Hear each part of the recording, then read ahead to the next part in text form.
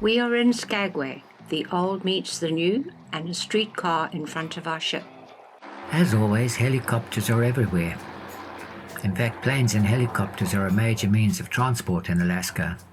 At the stern, the Merchant Navy flag flies on our ship. From the quayside, our magnificent ship, the Queen Elizabeth. We have time to visit town. Our major trip today is on the White Pass and Yukon route, a rail route from Skagway to Whitehorse, Yukon. In the center of this image, their head office. The old waiting room, dominated by a company promotional badge. We enjoy looking at railway relics from the early days. Potential prospectors heading for the Klondike goldfields had to use the foot trail up the White House Pass to get there. A railway made sense, and between April 1898 and February 1899, 20.4 miles of track had been laid to the top of Whitehorse Pass. Walking the streets of town, enjoying their historic old buildings.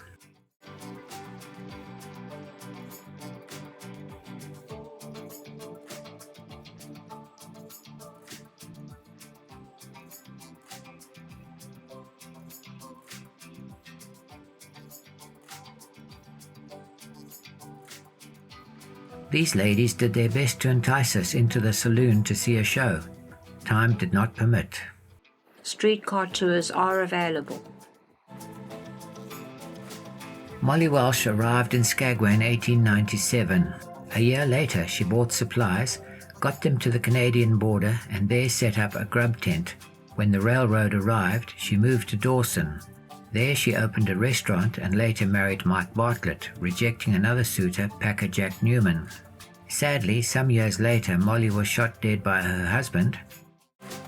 Molly's Gold Rush suitor, Packer Jack Newman, had remained in love with her, and he commissioned this statue. On the edge of town, we see our first Whitehorse Pass railway train, reminding us to head back to the port to be ready for our train trip. We are in coach 308 Klondike River, new in 1998. All the coaches are named for rivers and lakes in the area. Our train is ready, pulled by Loco 3002, a National Railway Equipment Company diesel-electric loco added to the fleet in 2020. There are 3 stations, this one at the port, which we start from, another one in front of the old railway head office, and a third one just outside town. The first stretch along the Skagway River is fairly level. As we climb into the mountains, we have rock walls on the one side and terrifying drops down the mountain on the other. There are as many as 8 trains running the route at any one time. We can see another train across the valley. Loco 3004 on a passing loop. It is the same model as our loco, just in a different color scheme. Climbing ever higher up the pass, over rushing rivers. Climbing, climbing, climbing. The bridge to nowhere. Once the tallest cantilever bridge in the world, it was closed in 1969 after a new tunnel and bridge that bypassed Dead Horse Gulch was constructed to replace the cantilever bridge, which could not carry the proposed heavier ore trains for the Faro lead zinc mine, which also opened in 1969.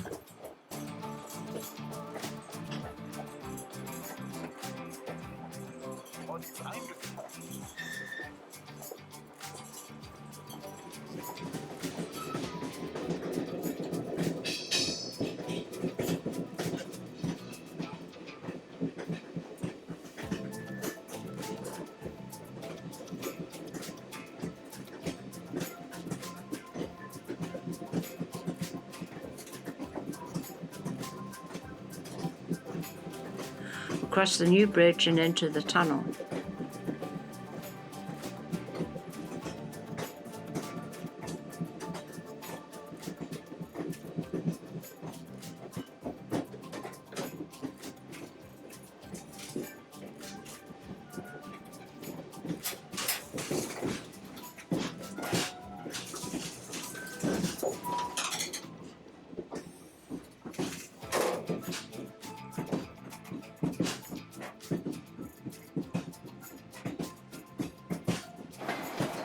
On top of Whitehorse Pass, where the train runs a loop, ready to face the downhill trip.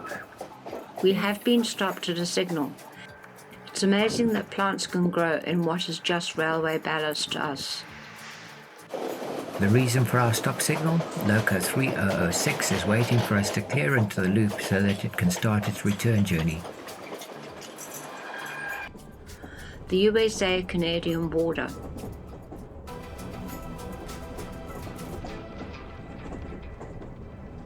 The Border Control Office.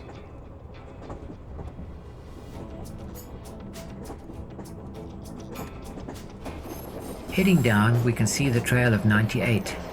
In places, it is so narrow that everything had to move in single file.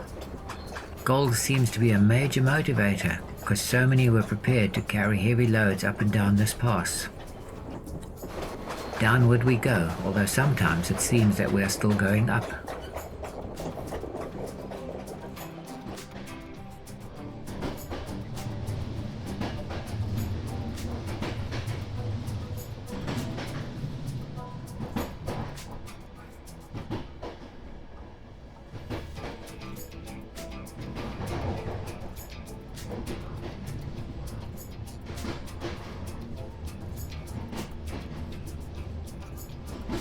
Through the new tunnel and over the new trestle, to admire the old bridge and be sad that it no longer has a useful function.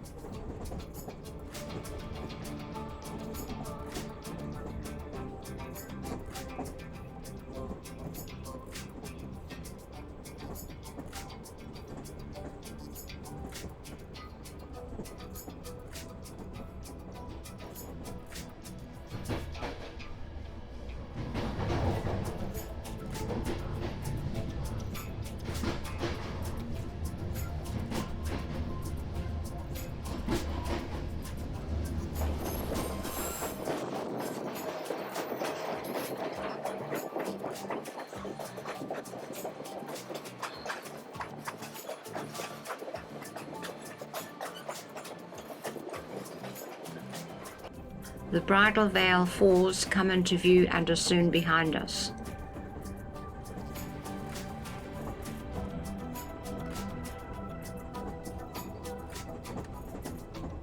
A train across the valley and far below us.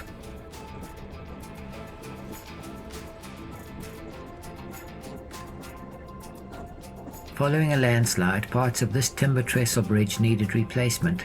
Steel repairs mean the bridge has a longer lifespan.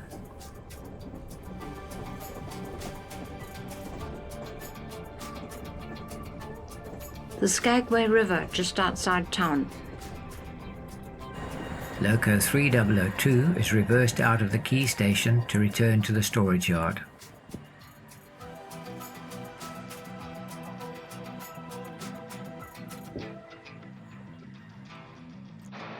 In port, the passengers on the Quantum of the Seas try out the observation capsule.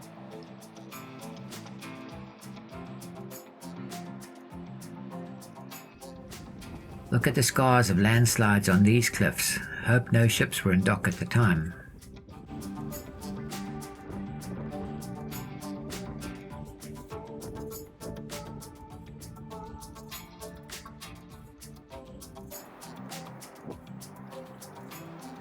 One of many small fishing boats bustle about.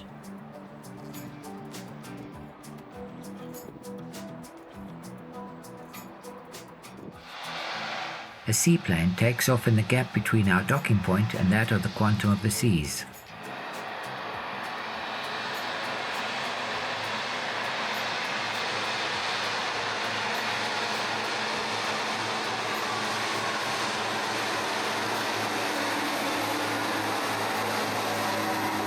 Sunset as we depart Skagway. Glacier Bay, Alaska, tomorrow.